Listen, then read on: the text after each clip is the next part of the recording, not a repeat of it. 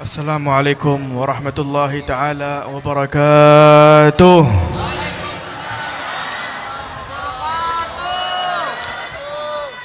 Alhamdulillah, yang saya hormati para habaib, wabil khusus Habibna Habib Ali Segaf dan juga Husnul Yaqin, Habib Husnul Yaqin, dan kepada tetamu-tetamu kehormat yang hadir bersama, para orang tua kita, hadirin dan hadirat, muslimin dan muslimat yang dirahmati oleh Allah Subhanahu wa taala. Alhamdulillah. Allahumma salli wa sallim ala sayyidina Muhammadin miftahi babi rahmatillah, adada ma fi ilmillah, salatan wa salaman daimaini bidawami mulkillah wa ala alihi wa sahbihi wa man walahu, la hawla wa la quwwata illa billahil aliyil azim. Alhamdulillah. Saya mungkin tak dapat nak bercakap seperti mana Habibna Ali boleh bercakap bahasa Jawa, karena saya memang orang Malaysia, karena memang Habib daripada Malaysia. Akan tetapi kita bermohon kepada Allah, moga-moga bahasa hati kita satu insya-Allah. Moga-moga bahasa ruh kita satu insya-Allah.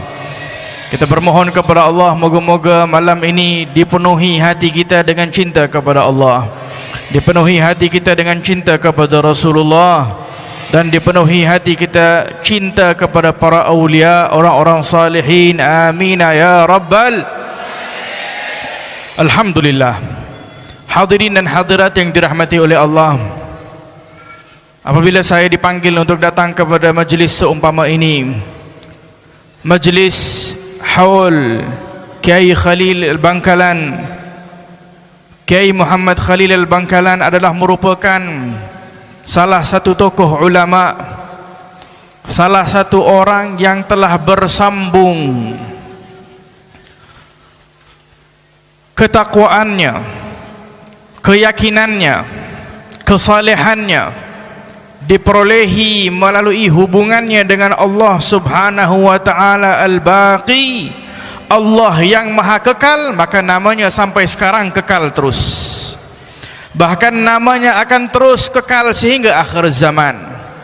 Bahkan nama ulama seperti Kiai Khalil Bangkalan dan seumpamanya, seperti Syekh Abdul Qadir Al-Jailani dan yang lain-lain akan terus kekal, akan terus menjadi sebab hidayah dan kemakmuran di dunia dan juga di akhirat. Dengan itu kita beruntung pada malam ini apabila kita dapat berkumpul untuk bersama-sama memuliakan dan menghormati dan mengagungkan wali min awliyaillah salihin. Hadirin dan hadirat yang dirahmati oleh Allah, saya ingin mengingatkan diri saya dan hadirin dan hadirat yang hadir bersama pada malam ini, ketahuilah bahawa kita berada di akhir zaman. Salah satu agenda ataupun salah satu perkara yang ingin dilakukan oleh syaitan di akhir zaman, dipergunakan manusia-manusia yang niat mereka hakikatnya untuk menjatuhkan agama Allah Subhanahu wa taala. Masuknya mereka melalui hati untuk saling membenci, dan mereka memulakan dengan cara menanamkan kebencian kepada hati orang yang beriman terhadap wali min awliyaillah subhanahu wa ta'ala. Apabila ziarah kubur, kata mereka ini menyembah kubur. Apabila melakukan apa yang dilakukan oleh amalan orang-orang saleh, orang-orang yang dekat kepada Allah, majlis maulid, majlis salawat, majlis zikir, oh ini bid'ah semua, tidak ada dilakukan oleh Rasulullah. Cinta ulama, Masya Allah, sampai sekarang saya baru tahu. Ashqal ini saya mula-mula pikir adalah murid langsung kepada Kiai Khalil Bangkalan, tetapi Kiai Khalil sudah lama meninggal. Tetapi karena mahabbah, cinta yang ada kepada kalian yang hadir, yang ada, yang telah ditanam oleh orang tua kalian, yang telah ditanam oleh datuk kalian, oleh orang-orang tua kalian, menjadi sebab cinta itu sampai sekarang, sehingga menjadi sebab menggerakkan kalian semua datang kepada majlis seumpama ini. Kita bermohon moga-moga dengan cinta ini menjadi sebab kita dikumpulkan kelak bersama Kiai Khalil Bangkalan. Kita semua yang hadir bersama pada malam ini akan dikumpulkan bersama Kiai Khalil Bangkalan kelak di akhirah. Dan setiap daripada kita akan melihat wajahnya dan wajah baginda Rasulullah sallallahu alaihi wasallam. Amin ya rabbal.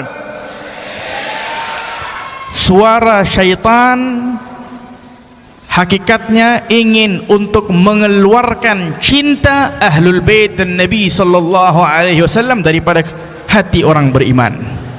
Suara syaitan yang ingin mengeluarkan cinta orang-orang saleh wali min auliyaillah daripada hati orang-orang yang beriman. Dengan itu zaman ini begitu banyak kes-kes kita dengar. Ada yang memecah bomkan makam orang aulia wa salihin, baik di Indonesia, baik di Hadramaut, baik di banyak di negara-negara Arab. Makam-makam aulia wa salihin dibom, dihancurkan. Kenapa? Niat mereka, jangan kita berlebihan dengan wali min auliyaillah, jangan kita berlebihan mencintai orang-orang yang saleh. Tetapi yang mereka tidak faham, bukankah Rasulullah sallallahu alaihi wasallam bersabda, al-mar'u ma'a man ahab? Seseorang itu kelak di akhirah akan dikumpulkan bersama siapa yang dia cinta. Guru kami Al-Habib Umar bin Hafiz pernah berkata, kalau seseorang beribadah 70 tahun di depan Ka'bah, langsung depan Ka'bah, 70 tahun setiap hari berada di hadapan Ka'bah, dia tidak akan dibangkitkan kelak bersama kecuali bersama siapa yang dia cinta. Kalau dia menghadap Ka'bah 70 tahun di depan Ka'bah di Mekah, solatnya di Mekah, tetapi hatinya cinta kepada orang fasik, cinta kepada orang yang jahat, cinta kepada pendosa, cinta kepada orang yang tidak dipandang Allah, kelak di akhirah dia akan dibangkitkan bersama dengan mereka. Dengan itu hadirin dan hadirat yang dirahmati oleh Allah, pentingnya cinta di dalam hati. Ke arah mana cinta kita harus pergi? Apabila kita ingin mencintai Allah, ada jalannya. Dengan itu Nabi Muhammad sallallahu alaihi wasallam menyebutkan dalam hadis, ahibbullah lima yaghdhukum bihi min ni'amih. Engkau mau cinta kepada Allah, nikmat-nikmat yang aku berikan semuanya adalah merupakan jalan untuk engkau mencintai aku, kata Allah. Kalau kita faham, kalau kita mempunyai ilmu, kita akan mengetahui apakah nikmat yang paling besar yang Allah subhanahu wa ta'ala berikan kepada kita. Allah berikan kita Nabi Muhammad sallallahu alaihi wasallam. Nabi Muhammad adalah nikmat yang terbesar yang diberikan Allah. Dengan itu Nabi Muhammad menyambungkan hadis itu dengan berkata, wahibbuni lihubbillah. Cintalah kamu kepada aku karena cintamu kepada Allah. Bermakna tidak ada seseorang boleh cinta Allah kecuali melalui cintanya kepada Rasulullah sallallahu alaihi wasallam. Terus zaman ini berkata, cukup kita ikut sunnah Nabi saja cukup. Jangan berlebihan, Nabi buat kita buat, Nabi tidak buat kita tidak buat. Jangan kita mencintai ulama, jangan kita mencintai para aulia wassalihin. Terus Nabi menyambungkan hadis itu dengan berkata, wa uhibbu ahli baiti li hubbi. Cintalah kamu kepada keluarga aku karena cintamu kepada aku. Bermakna tidak akan ada jalan mencintai Rasulullah kecuali melalui keluarga baginda Rasulullah sallallahu alaihi wasallam. Siapakah keluarga baginda Rasulullah?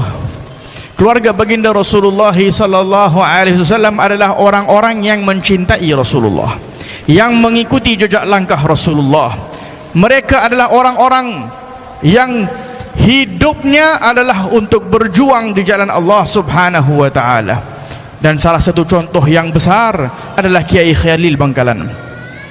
Kita kalau cinta kepada Kiai Khalil Bangkalan, bermakna itu adalah merupakan langkah pertama yang kita ambil untuk mencintai Rasulullah sallallahu alaihi wasallam. Tidak ada manfaat kalau kita memperbanyakkan selawat kepada Rasulullah, kalau kita memperbanyakkan berzikir kepada Allah, tetapi hati kita tidak cinta kepada wali min auliyaillah, tidak cinta kepada para ulama. Kita beritahu kita hanya cinta Rasulullah, tidak cinta para ulama. sedangkan Nabi berkata al-ulama warasatul anbiya, ulama adalah pewarisnya Nabi.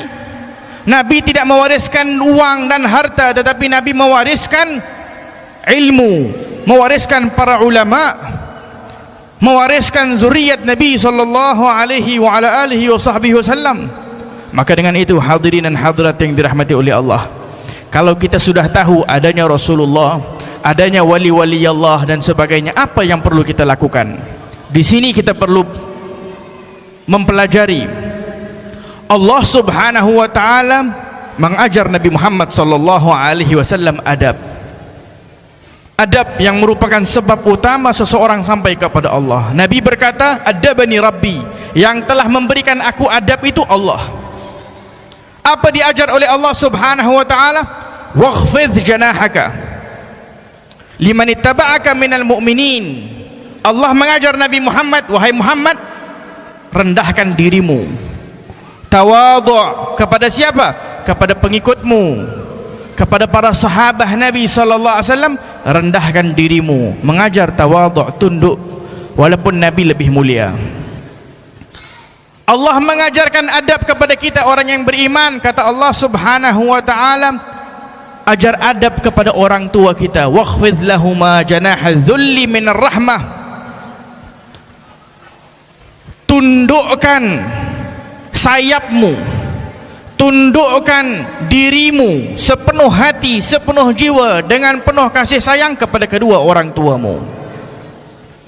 Wa qul rabbirhamhuma kama rabbayani saghira, dan sebutlah, ya Allah, kasihanilah orang tua aku, sayangilah orang tua aku seperti mana mereka telah menyayangi kami, mereka telah mengasihani kami sewaktu kami kecil. Diajar oleh Allah adab untuk kita menghormati perkara-perkara yang menjadi sebab orang itu akan mampu mengagungkan Allah subhanahu wa ta'ala. Dengan itu, orang salihin sebelum kita berkata, tidaklah dinamakan orang itu rugi kalau dia tidak dapat duduk dengan orang yang saleh. Tidak dinamakan orang itu rugi kalau dia tidak dapat duduk dengan orang yang saleh. Tetapi orang yang paling rugi adalah apabila dia duduk dengan orang yang saleh tetapi dia tidak menghormati orang yang saleh. Orang yang paling diharamkan kebaikan oleh Allah sudah diberi kesempatan duduk dengan wali Allah, duduk dengan orang saleh, tetapi di dalam hatinya tidak ada cinta, tidak ada penghormatan kepada wali min auliya'illahi subhanahu wa ta'ala. Orang ini tidak akan mendapat apa-apa kebaikan. Dengan itu hadirin dan hadirat yang dirahmati oleh Allah subhanahu wa ta'ala, Syekh Khuna Khalil Al-Bangkalan ini sama para habaib bersambung sanadnya. Kiai Khalil Bangkalan ini adalah merupakan anak murid kepada Syekh Zaini Dahlan, ulama besar di kota Mekah. Syekh Zaini Dahlan ini adalah merupakan juga guru kepada ramai para habaib di Hadramut. Begitu juga salah satu guru Kiai Khalil Bangkalan adalah Al-Habib Muhammad bin Hussein Al-Habsyi. Al-Habib Muhammad bin Hussein Al-Habsyi adalah Al-Habib Hussein bin Muhammad bin Hussein Al-Habsyi adalah kakaknya Al-Habib Ali bin Muhammad Al-Habsyi, mufti Syafi'i di Makkah. Itu guru kepada Kiai Khalil Bangkalan. Anak murid kepada Kiai Khalil Bangkalan adalah Al-Habib Salim bin Jindan di Indonesia, yang kalau kita kenal cucunya Al-Habib Jindan sekarang ini, Habib Jindan bin Naufal bin Salim. Al-Habib Salim adalah merupakan anak murid kepada Kiai Khalil Bangkalan, dan bersambung juga daripada Al-Habib Salim bin Jindan ramai para habaib. Saya yang belajar kepada guru kami Al-Habib Umar bin Hafiz, ayahnya Al-Habib Muhammad bin Salim pernah mengambil sanad jalur bersambung kepada Al-Habib Salim bin Jindan, bersambung kepada Kiai Khalil Bangkalan, bersambung kepada para ulama sampai kepada baginda Rasulullah sallallahu alaihi wa ala alihi wasallam. Dengan itu pertemuan kita pada malam ini pertemuan yang barakah, pertemuan yang kita harap moga-moga hati kita saling mencintai karena Allah, pertemuan yang moga-moga menjadi sebab ikatan hati kita terikat kepada orang-orang yang salihin. Hadirin dan hadirat yang dirahmati oleh Allah, saya tutup dengan satu kisah. Sebuah kisah yang ma'ruf disebutkan tentang Syekh Abdul Qadir Al-Jailani. Syekh Abdul Qadir Al-Jailani pada waktu permulaannya, beliau adalah orang yang berilmu, orang yang alim. Suatu ketika disebutkan beliau mempunyai dua orang teman. Beliau mempunyai dua orang teman. Dua-dua juga orang yang berilmu. Dua-dua juga orang yang berilmu. Suatu ketika disebutkan bahawa Syekh Abdul Qadir Al-Jailani waktu itu masih muda, didengar terus bahawa di sebuah kampung ada seorang wali min awliyaillah, satu orang saleh wali min awliyaillah, diziarahi oleh ramai orang, didatangi oleh ramai untuk mengambil keberkatan dan sebagainya.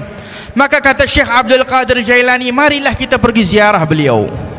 Dia ajak teman berdua ini. Ini dua orang temannya adalah orang yang selalu mengulang kaji sama dia dari segi ilmu. Jadi Syekh Abdul Qadir Jailani suka berteman dengan mereka supaya saling mengulang kaji ilmu. Tetapi ilmu sahaja belum cukup. Maka apa yang terjadi? Mereka bertiga pun sudah berazam untuk ziarah wali Allah ini. Kita perhati daripada kisah ini, apa yang kita boleh ambil daripada kisah yang agung ini. Bertiga sudah niat nak ziarah wali min awliyaillah. Sebelum mau ziarah, teman yang pertama daripada Syekh Abdul Qadir Al-Jailani ini berkata, aku nak pergi ziarah itu wali Allah, tetapi aku mahu uji dia, mahu coba dia, mahu menanyakan sesuatu soalan yang membuatkan dia bingung, yang membuatkan dia tidak faham, yang membuatkan dia tidak tahu sehingga susah dia nak jawab. Lihat, niatnya tidak benar, niatnya tidak betul, nak menziarahi wali min awliyaillah. Dia berkata, aku datang, aku nak tanya satu soalan, membuatkan soalan itu susah dan bingung, membuatkan dia bingung, tak boleh nak jawab. Teman Syekh Abdul Qadir Jailani yang kedua, aku datang, aku tidak mahu apa-apa keberkatan atau apa ni semua, aku datang hanya nak tanya satu soalan agama saja, sudah selesai. Syekh Abdul Qadir Jailani pula niatnya apa? Mahu ziarah ini orang saleh. Kalau aku, dari segi ilmu kita sudah belajar ilmu, aku datang hanya inginkan keberkatan. Perhatikan di sini, apa kata Syekh Abdul Qadir Jailani? Saya ingin berziarah orang yang saleh itu hanya inginkan keberkatan, inginkan doa dan keberkatan. Itu kata Syekh Abdul Qadir Al-Jailani. Saya tak mahu apa-apa, hanya inginkan doa dan keberkatan. Keluar mereka bertiga, pergi menuju kepada kampung yang jauh, mengetuk pintu rumah wali min awliyaillah. Apabila mengetuk pintu, berdiri di depan lama, tidak dibuka-buka pintunya.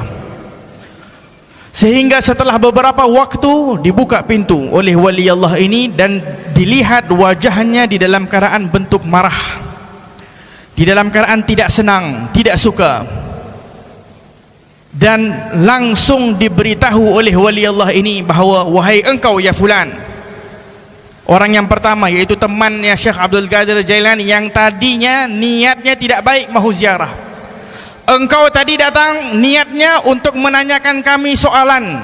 Langsung diberitahu oleh wali Allah ini, engkau ingin menguji kami suatu soalan yang susah. Nah, jawapannya begini, begini, begini, berada di dalam kitab ini, muka suratnya sebegini, sebegini, sebegini. Keluarlah engkau, jauhi daripada diri aku, sesungguhnya aku melihat di wajahmu akan datangnya kekufuran, wal'iyadzubillah. Seolah-olah engkau nanti akan masuk kafir, wal'iyadzubillah, masuk kepada kekafiran, wal'iyadzubillah. Terkejut ini orang, takut langsung. Orang yang kedua, yang tadi hanya sebatas datang untuk menanyakan soalan agama saja, tak ada niat untuk barakah, tidak ada niat untuk mengambil kelebihan, dan sedangkan dia pun memang orang alim. Dia nak tanya soalan sedangkan dia pun sudah tahu soal jawapan tersebut. Maka kata wali Allah ini, sebelum ditanya, engkau datang untuk nak bertanya soalan agama ini, jawapannya begini, berada di dalam buku ini, muka suratnya ini, habis, selesai. pergi engkau daripada sini, sesungguhnya aku melihat di wajahmu, pada dirimu tidak lama lagi dunia dan seisinya akan menguasai dirimu. Terus tinggal Syekh Abdul Qadir Jailani. Apa kata Syekh Abdul Qadir, apa kata orang wali Allah ini kepada Syekh Abdul Qadir Jailani? Wahai anakku Abdul Qadir, engkau datang inginkan keberkatan dan doa, ketahuilah insya Allah engkau akan mendapat keberkatan, engkau akan mendapat doaku, dan suatu hari nanti para wali-wali Allah akan berada di bawahmu.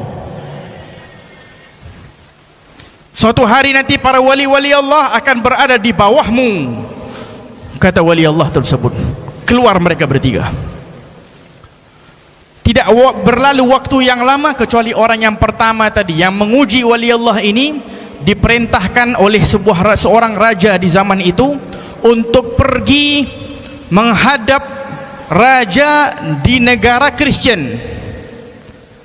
Di negara Kristen itu raja meminta untuk seorang alim yang boleh berdebat dengan padri yang alim, sehingga apabila dicari dijumpa ini orang alim dan dibawa pergi ke sana. Apabila sampai di kota tersebut, orang ini mendapat fitnah. Sampai di kota penuh orang kafir, tiba-tiba dia melihat ada satu wanita yang cantik, sehingga dia melihat dan dia jatuh cinta sama orang perempuan itu. Dia jatuh cinta sama wanita itu, sedangkan wanita itu adalah orang kafir, orang Kristen dan bukan Islam. Maka dia pun pergi untuk nak berkahwin dengan perempuan ini, meminta kepada orang tuanya. Kata orang tuanya, engkau tidak boleh berkahwin dengan putri aku kecuali dengan satu syarat, yaitu engkau berpindah agama Kristen, baru aku kawinkan.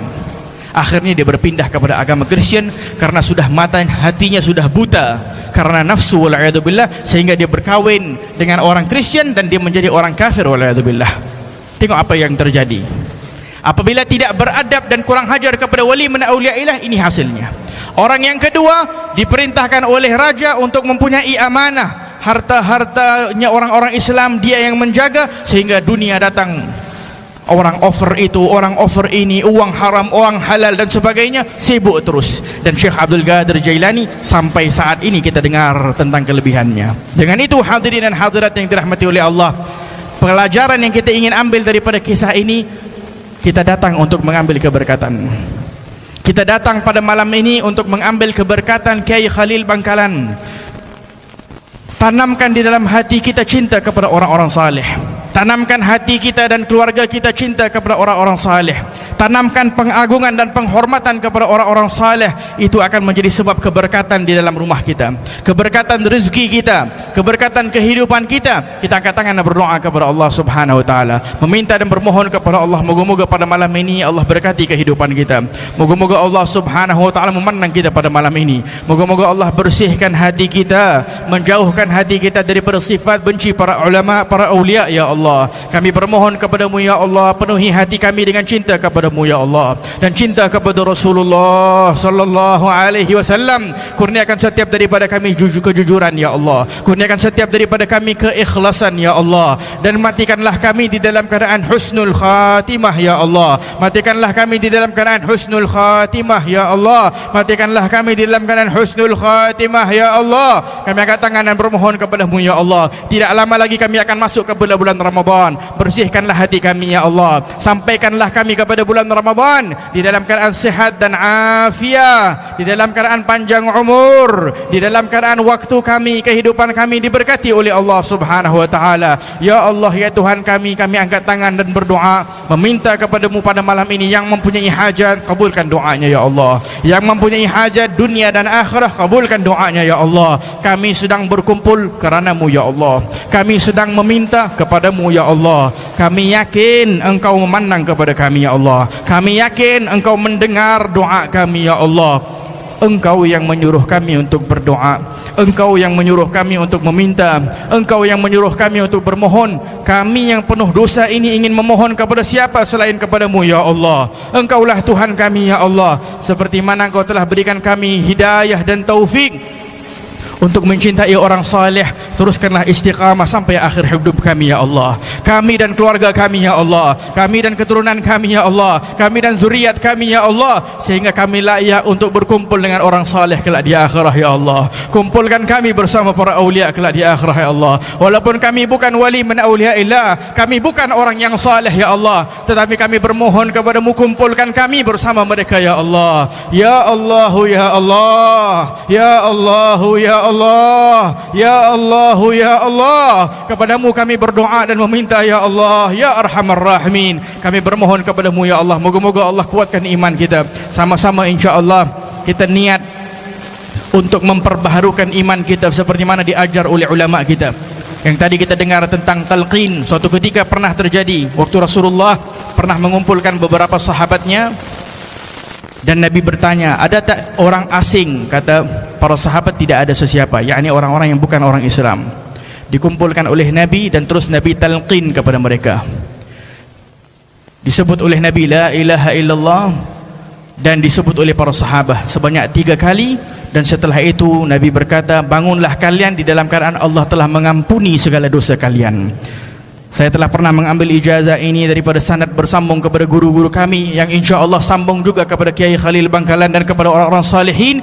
Kita niat seperti mana kata Rasulullah, perbaharukanlah iman kamu dengan menyebut kalimat la ilaha illallah. Orang yang terakhir akan keluar daripada neraka Allah subhanahu wa ta'ala kelak di akhirah adalah orang yang dahulu di dunia pernah menyebut kalimat la ilaha illallah ikhlas daripada hatinya. Pada malam ini kita niat, moga-moga Allah kuatkan iman kita. Qala Rasulullah sallallahu alaihi wasallam, afdalu ma qultu ana wa nabiyyuna min qabli, la ilaha illallah.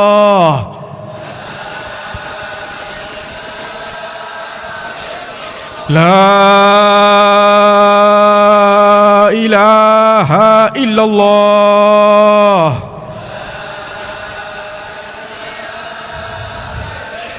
La ilaha illallah. Muhammadur Rasulullah sallallahu alaihi wasallam. Alaihana haya wa alaihana mut wa alaihana ba'atsu insyaallah min aminin. Moga-moga Allah terima amalan kita pada malam ini. Moga-moga kita semua dikabulkan oleh Allah, dan moga-moga Allah berkati para panitia, para yang menjadi sebab mengaturkan majlis pada malam ini. Moga-moga diberkati oleh Allah subhanahu wa ta'ala, diterima oleh Allah subhanahu wa ta'ala. Setiap kita yang hadir pada malam ini, moga-moga menjadi sebab memasukkan kegembiraan kepada hati Rasulullah, menjadi sebab memasukkan kegembiraan kepada hati wali Allah, kepada hati Kiai Khalil Bangkalan pada malam ini insya-Allah, birahmatika ya arhamar rahimin. Wa sallallahu ala sayyidina Muhammad wa ala alihi wa sahbihi wa baraka wasallam. Setelah ini insya-Allah mungkin kita akan berdiri bersama bersalawat, moga-moga diterima oleh Allah. Al-Fatihah. A'udzubillahi minasyaitonir rajim.